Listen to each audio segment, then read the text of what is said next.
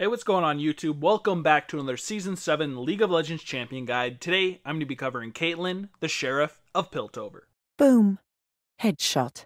Alright, so let's hop right into the Caitlyn guide by looking at her pros and cons. So first, of course, Caitlyn is a very long auto-attack range champion. She's the best of the AD carries out there. She also has some great built-in escape and slow that comes from her E ability, and really strong lane control that comes from her W ability.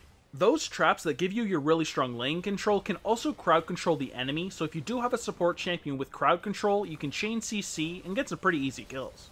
Due to her really long auto attack range and her Q ability, she also has some pretty solid poke damage, and she makes a really strong late game carry as well.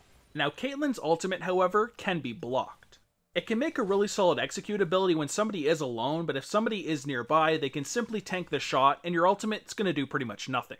Caitlyn's also a champion with a really strong early and late game, but her mid game is pretty mediocre depending on the AD carry she's against. As long as you can make it through the mid game, however, you are an absolute monster.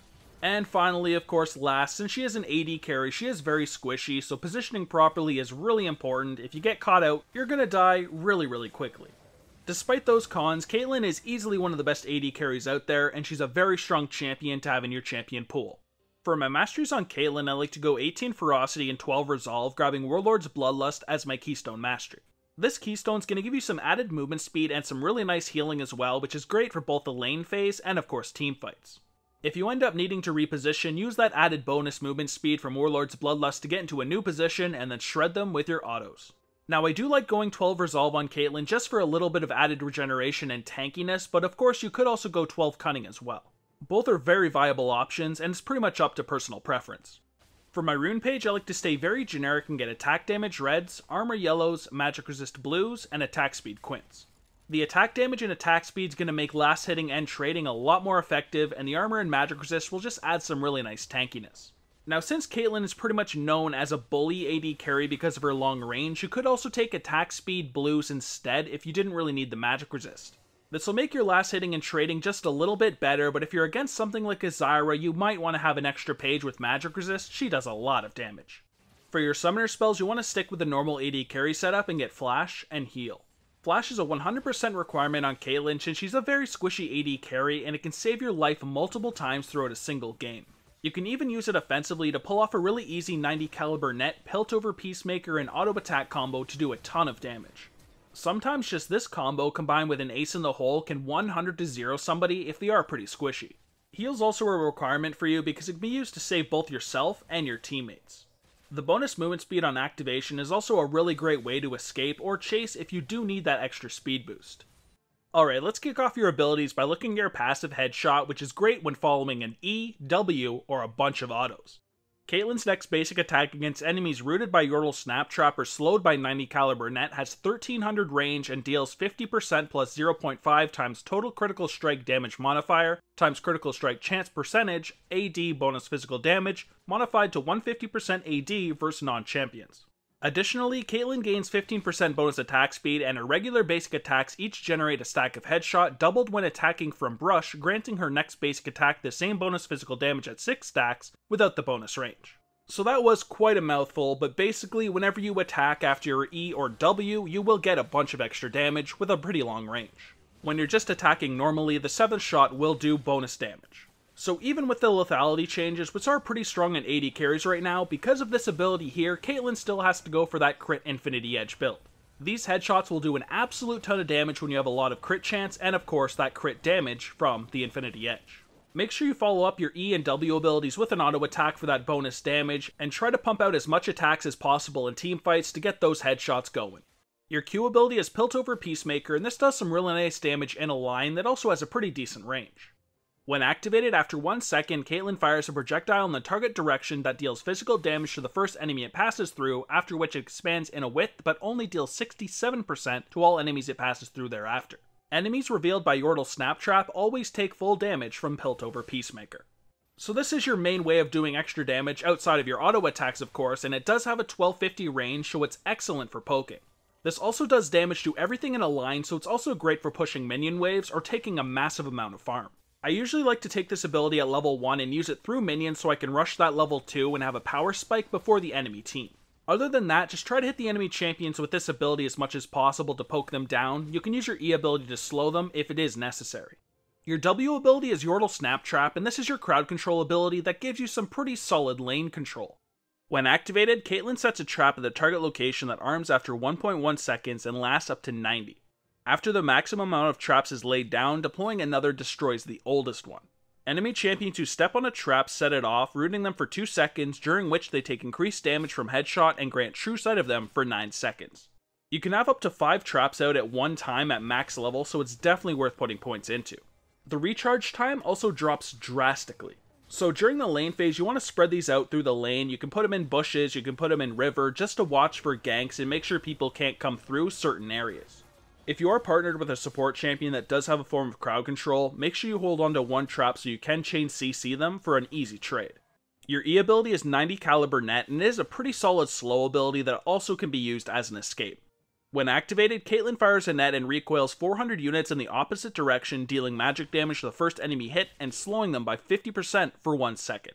So this is a pretty decent ability because it does have a 950 range, which is rather long, and it also slows your enemy champion, so if somebody's coming in to try to get on top of you, if you hit them, they will be slowed and you will move in the opposite direction and make a pretty good gap. If somebody's trying to run away from you and you want to try to chase them, you can also use this to propel yourself towards the enemy champion to close a gap on them instead of creating a gap yourself.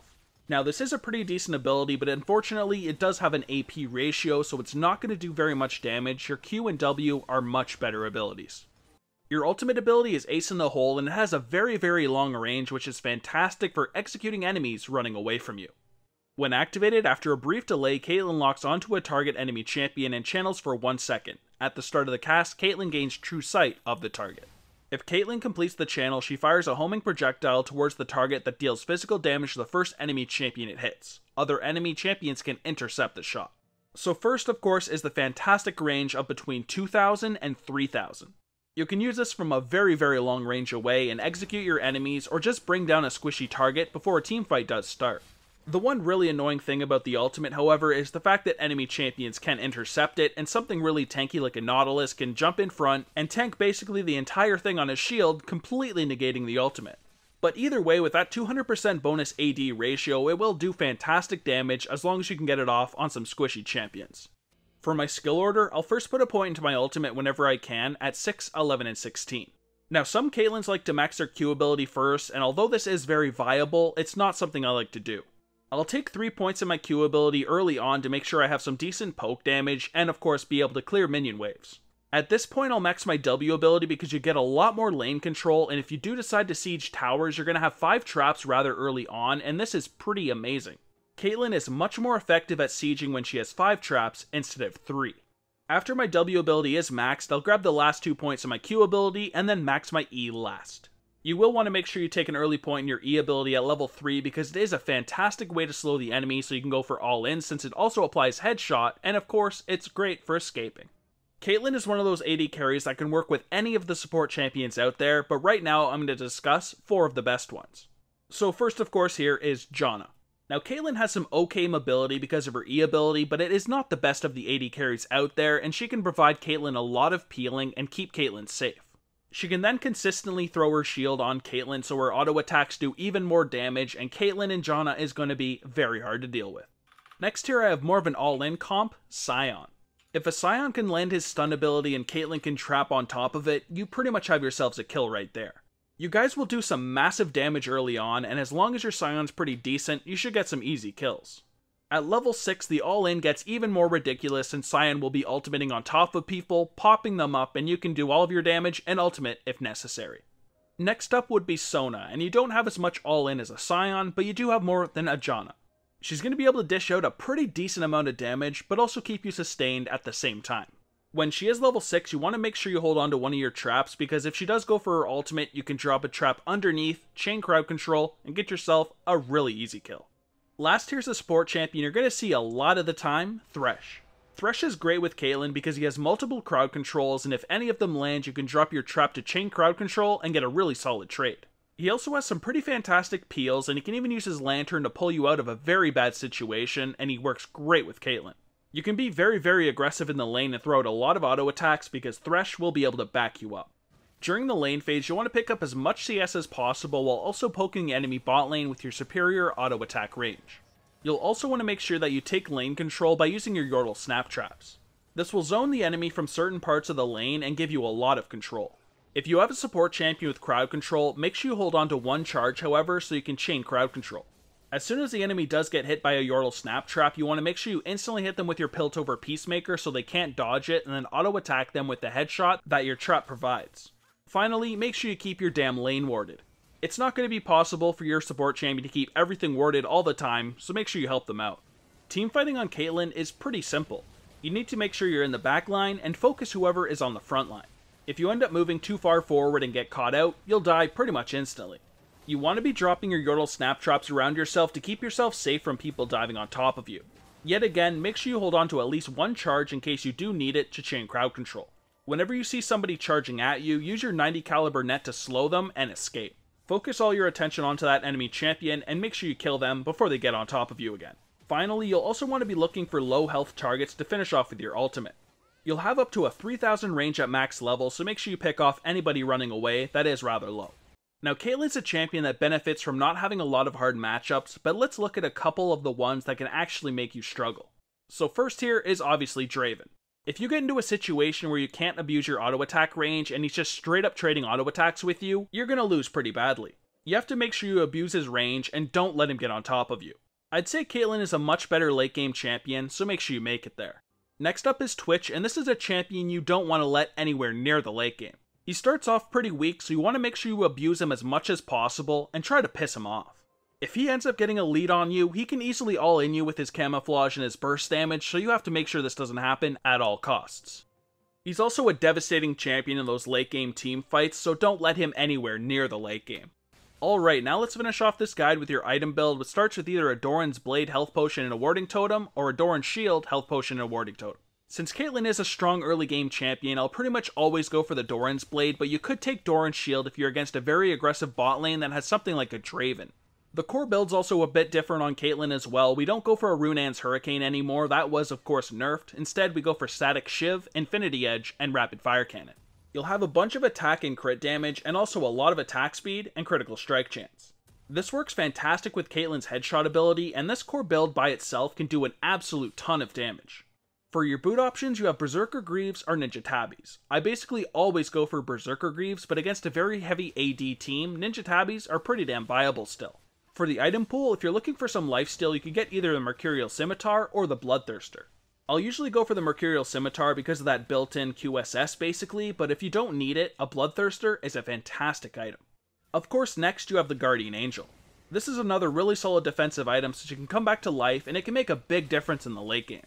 If you then need some armor penetration, which honestly you pretty much always will, you get either the LDR or the Mortal Reminder. I usually like to go for the LDR myself, but if there is champions that abuse healing, then of course you're going to have to pick up that Grievous Wounds and get the Mortal Reminder. For the last viable item, I've got the Maw. This is another really solid defensive pickup if there is AP assassins on the enemy team, and they are rather large. The spell shield that this item provides can sometimes be the difference in you surviving their all-in, or dying. For my example full build, however, I take that core build, get those Berserker Greaves, and then Mercurial Scimitar, and an LDR. You'll have an absolute ton of damage from that core build, but a really solid defensive and lifesteal as well from the Mercurial Scimitar, and you're going to be able to get through all the enemy's armor because of your LDR. And that's everything I've got for Season 7 Caitlyn. Don't forget to check out the video description below for a link to all of my social medias. I do also have a Discord server, so if you do need any additional help or you just want to hang out, then please feel free to join. We have a lot of people in there, and a lot of them love to help anybody who needs it. I also have a second Let's Play channel, so if you enjoy Let's Plays, please also check out my second channel. But other than that, thank you guys so much for checking out the video. I really do appreciate it, and I hope you enjoyed it, and I will see you guys in the next one. Take it easy, and peace.